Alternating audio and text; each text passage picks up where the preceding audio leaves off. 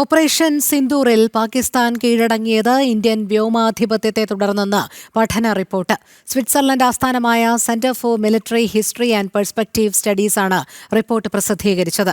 Operation Sindoor ദക്ഷിണേന്ത്യയിലെ വ്യോമശക്തി സമവാക്യം മാറ്റിമറിച്ചതായും റിപ്പോർട്ടിൽ പറയുന്നു.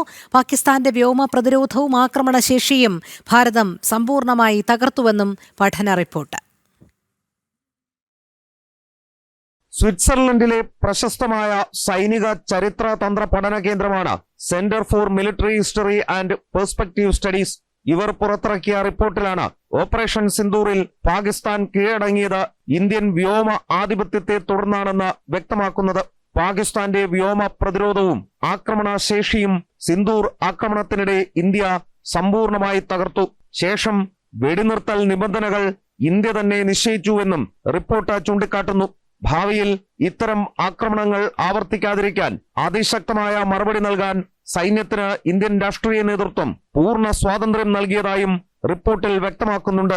ഭാവിയിൽ പാകിസ്ഥാൻ കേന്ദ്രമായുള്ള ഭീകരാക്രമണങ്ങളെ സർക്കാർ സ്പോൺസേഡ് ആക്രമണങ്ങളായി കണക്കാക്കി വേഗത്തിലും വ്യാപ്തിയിലും ശക്തമായ പരമ്പരാഗത സൈനിക പ്രതികരണം ഉണ്ടാകുമെന്ന വ്യക്തമായ സന്ദേശമാണ് ഇന്ത്യ നൽകിയതെന്നും റിപ്പോർട്ടിൽ ചൂണ്ടിക്കാട്ടുന്നു. എസ് ശ്രീകാന്ത്, ജനം, ഡൽഹി.